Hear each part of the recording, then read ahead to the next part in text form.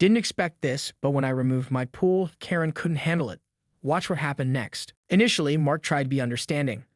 The children would occasionally cut across his lawn, leaving trampled grass and scattered toys.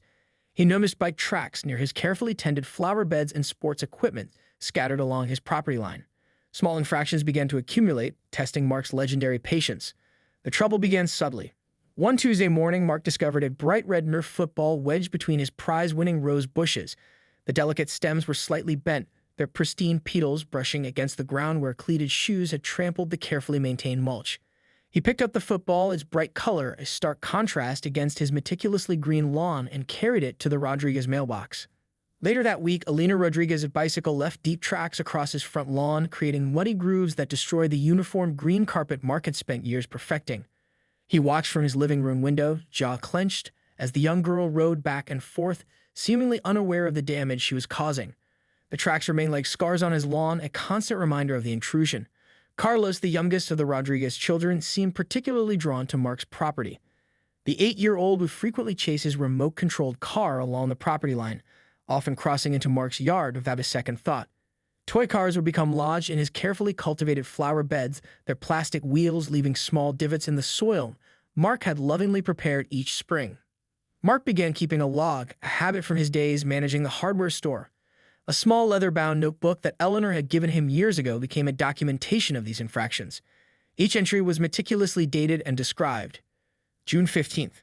Nerf football found in rose bushes. June 18th. Bicycle tracks across front lawn, 3 distinct grooves. June 22nd. Remote-controlled car left in flower bed. June 25th. Soccer ball struck garden gnome, causing minor chip. The neighborhood seemed to be changing, and Mark felt like a relic of a more respectful time. He remembered how the Hendersons, the previous owners of the Rodriguez home, had been model neighbors. Their grandchildren would visit occasionally, always supervised, always careful to stay on the sidewalk and respect property lines. Antonio Rodriguez seemed oblivious to the ongoing issues. A busy construction project manager, he would leave early in the morning and return late, often missing the daily incidents that were slowly wearing down Mark's patience. Sophia, a dedicated elementary school teacher, appeared more aware but seemed to adopt a boys will be boys approach that infuriated Mark. The final straw came on a Saturday afternoon. Mark had just finished edging his lawn, a weekly ritual he performed with the precision of a surgeon. Miguel, the oldest Rodriguez child, and his friends were playing an aggressive game of street hockey. Their plastic pucks repeatedly sailed over the Rodriguez fence, landing in Mark's carefully maintained yard. One particularly hard shot not only crossed into his property but struck and knocked over a hand-painted garden ornament, a ceramic lighthouse Eleanor had purchased during their last vacation together. As he picked up the broken pieces, Mark felt something inside him begin to shift. His legendary patience was wearing thin. The small infractions were no longer just minor annoyances. They felt like a direct assault on everything he and Eleanor had built and maintained over their years together. The boundary between understanding and frustration was becoming as blurred as the property line the Rodriguez children seemed intent on ignoring. One Saturday afternoon, Mark witnessed the Rodriguez children deliberately riding their bikes through his carefully maintained garden, destroying a row of newly planted chrysanthemums. Something inside him snapped.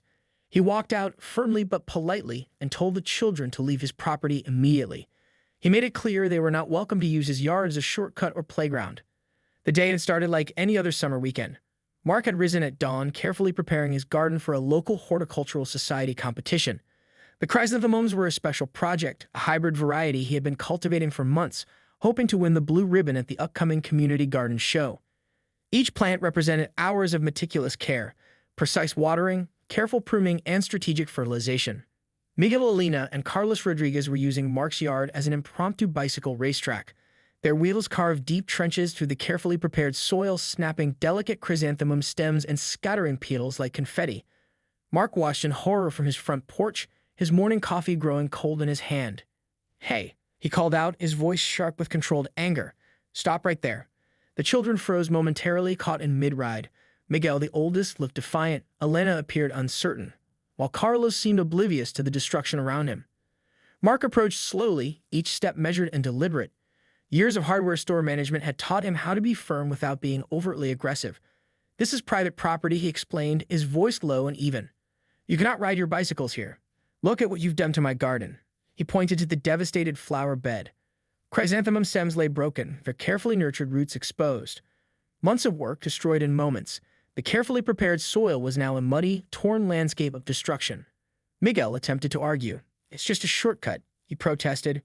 "We do this all the time." Mark's patience, which had been wearing thin for weeks, finally reached its breaking point. "No," he said firmly. "You will not ride through my property again. This stops now." The children looked stunned. They were not accustomed to being spoken to so directly. Carlos began to sniffle, sensing the tension. Elena looked uncertain, her bicycle wobbling slightly as she tried to maintain her balance. "Go home," Mark continued, his voice leaving no room for argument, "and tell your parents to keep you off my property."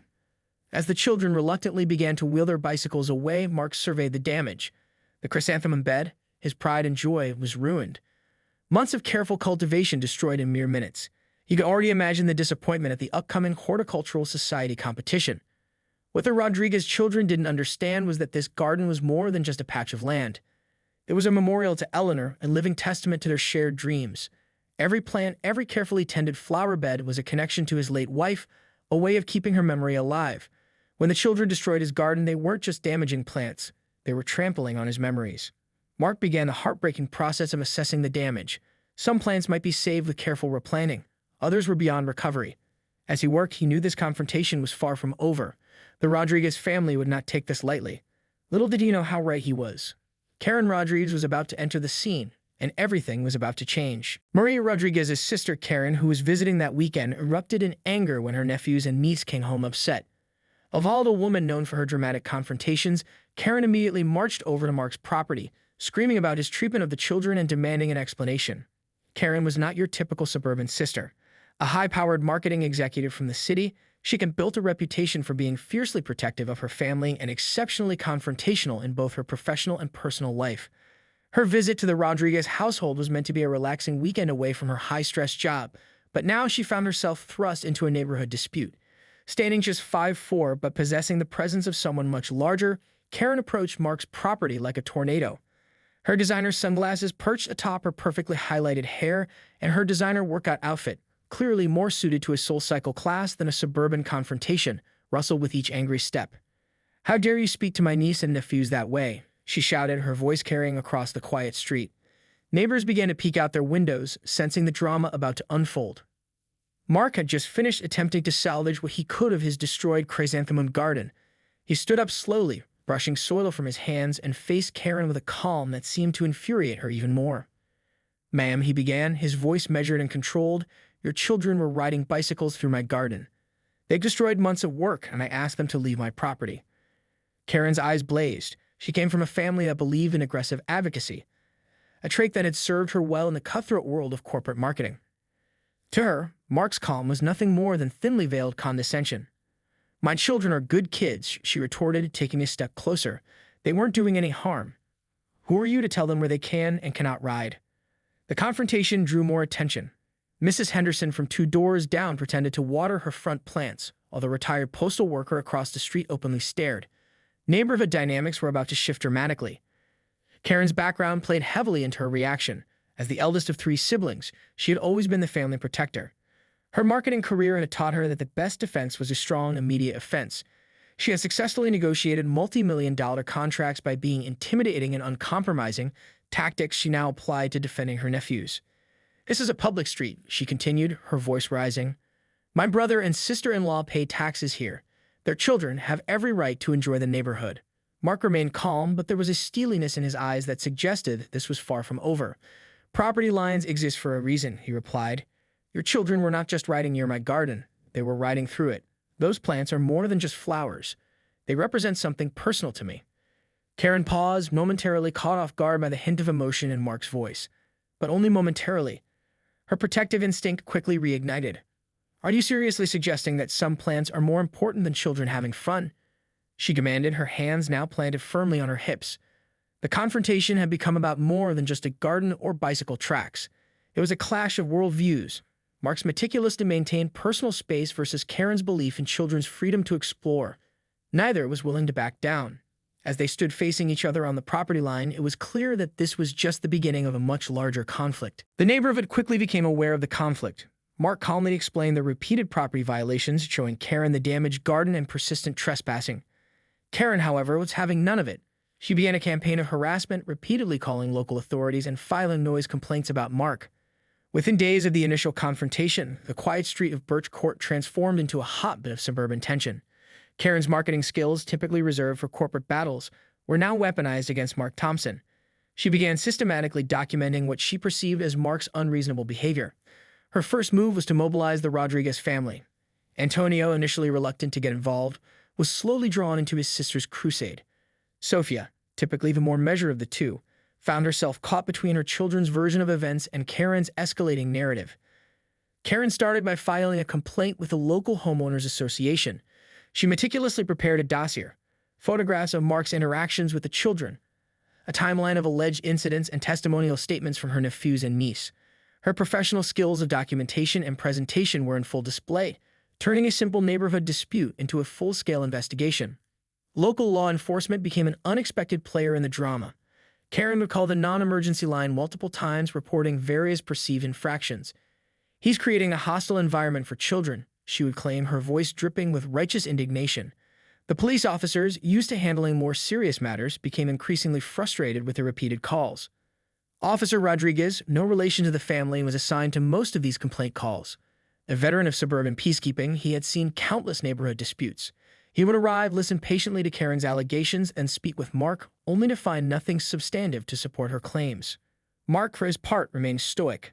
His decades of hardware store management had taught him the value of remaining calm under pressure. He began documenting everything, keeping a detailed log of Karen's complaints, saving copies of correspondence, and photographing his property to prove the extent of the damage. The local gossip mill went into overdrive. Mrs. Henderson from 2 doors down started a group text with other neighborhood retirees. The postal worker across the street began collecting stories to share at his weekly bridge club. What had started as a simple property dispute was becoming neighborhood legend. Karen's tactics grew more sophisticated. She began researching local ordinances, looking for any potential violation Mark might have committed. She discovered that his front yard's hedge was 3 inches taller than the neighborhood association's recommended height. A noise complaint was filed about his early morning lawn maintenance. Social media became her next weapon. Using her marketing connections, Karen subtly began spreading the story online. Local community Facebook groups became battlegrounds, with people taking sides. Some viewed Mark as a grumpy old man terrorizing innocent children, while others saw Karen as an overbearing helicopter sister pushing her agenda too far. The Rodriguez children became unwitting pawns in the escalating conflict. Miguel, Elena, and Carlos found themselves at the center of a growing storm, their innocent bicycle rides now a symbol of a larger neighborhood conflict. Mark's carefully maintained routine began to crack. The early morning garden maintenance became an act of defiance. Every carefully pruned hedge, every meticulously arranged flower bed was now a statement, a line in the sand against what he saw as increasing neighborhood chaos. As summer progressed, the conflict showed no signs of resolution. Karen had transformed a simple property dispute into a full-scale neighborhood war, and Mark was determined not to back down. The quiet street of Birch Court would never be the same again. Neighbors began taking sides. Some supported Mark's right to protect his property, while others viewed him as a grumpy old man picking on children. The local homeowners association became involved, mediating discussions and reviewing the specific property line regulations. The conflict quickly transformed Birch Court into a microcosm of suburban social dynamics. Each household had a different perspective, and allegiances formed along unexpected lines. The Johnsons, an older couple living directly across the street, immediately sided with Mark. Harold Johnson, a retired civil engineer, believed in strict property boundaries and meticulous maintenance. His wife, Margaret, would often remark how children these days seem to have no respect for personal space. Conversely, the young couple at the end of the street, the Thompsons, no relation to Mark, saw things differently. With 2 small children of their own, they sympathized with the Rodriguez family. Jake Thompson would often be heard saying, "Kids will be kids," during neighborhood discussions. The Homeowners Association meeting became a critical battleground. Typically a mundane monthly gathering discussing lawn maintenance and garbage collection schedules, it now became a theater of suburban conflict. Karen Rodriguez arrived prepared, her marketing presentation skills in full display. She had created a detailed slideshow documenting what she claimed were Mark's unreasonable actions. Robert Gaines, the association president, found himself in an unenviable position. A real estate agent by profession, he was used to mediating conflicts, but this was different. The presentation room buzzed with tension as Karen outlined her case. "This is about more than just a garden," she proclaimed, clicking through photographs of the damaged chrysanthemum beds. "This is about creating a welcoming community for families." Mark, sitting quietly in the back, maintained his composure. He had brought his own documentation, carefully photographed evidence of repeated property violations, detailed logs of incidents, and measurements showing exactly where property lines were crossed. The association members were split. Some saw Mark as a victim of property invasion, while others viewed him as an obstacle to childhood freedom. Mrs. Elena Martinez, a retired school principal, tried to bring a voice of reason. "We need to find a compromise," she suggested. "This neighborhood has always been about community." But compromise seemed difficult. Karen's aggressive approach had made reconciliation challenging. She had transformed a simple dispute into a full-blown ideological battle about property rights, childhood freedom, and neighborhood dynamics. Social media became an unexpected amplifier. Nextdoor and local Facebook community groups became battlegrounds of opinion. Some posts garnered hundreds of comments, with people taking increasingly polarized stances. The Rodriguez children became unwitting symbols in this larger conflict. Miguel, Elena, and Carlos found themselves at the center of a growing storm, their innocent bicycle rides now a metaphor for broader generational and cultural tensions. Local media caught wind of the story. A local community newspaper sent a reporter to investigate, sensing a larger narrative about changing suburban dynamics. Interviews were conducted, perspectives gathered, and the small dispute began to take on a life of its own. Mark's reputation as a longtime resident worked both for and against him. Those who had known him for years understood. Mark Thompson had lived in his carefully maintained suburban home for 15 years. A retired hardware store manager in his late 50s, he took immense pride in his meticulously landscaped yard and had always been known as a reasonable, patient neighbor. His property bordered a corner lot where the Rodriguez family had recently moved in, bringing with them 3 energetic children aged 8, 10, and 12. The neighborhood of Oak Ridge Estates had always been a model of suburban tranquility. Neat rows of craftsman-style homes lined streets named after local trees: Maple Drive, Oak Lane, and Elm Street. Mark's home sat at the end of Birch Court, a quiet cul-de-sac that had remained largely unchanged for 2 decades. His wife, Eleanor, had passed away 5 years earlier, leaving him to maintain their shared dream home alone. Every morning, Mark would wake at precisely 5:30 a.m., brew a strong pot of coffee in the same blue ceramic mug Eleanor had given him for their 25th anniversary, and step out onto his front porch. He'd survey his domain with a critical eye, checking the lawn for any signs of dandelions, ensuring the flower beds were immaculate, and maintaining the pristine edges that separated his property from the street. The Rodriguez family had moved in 3 months earlier, disrupting the quiet rhythm Mark had grown accustomed to. Antonio Rodriguez worked as a construction project manager, while his wife Sofia taught 3rd-grade mathematics at the local elementary school. Their children, Miguel, 12, Elena, 10, and Carlos, 8, were typical suburban kids, full of energy and seemingly oblivious to the concept of personal boundaries. Mark had watched their moving day with a mixture of curiosity and mild apprehension. Trucks packed with furniture, toys scattered across the lawn, children running back and forth with unbridled excitement. He remembered when the previous owners, the Hendersons, a retired couple much like himself and Eleanor, had maintained the property with the same care and precision he valued. The first few weeks had been tolerable.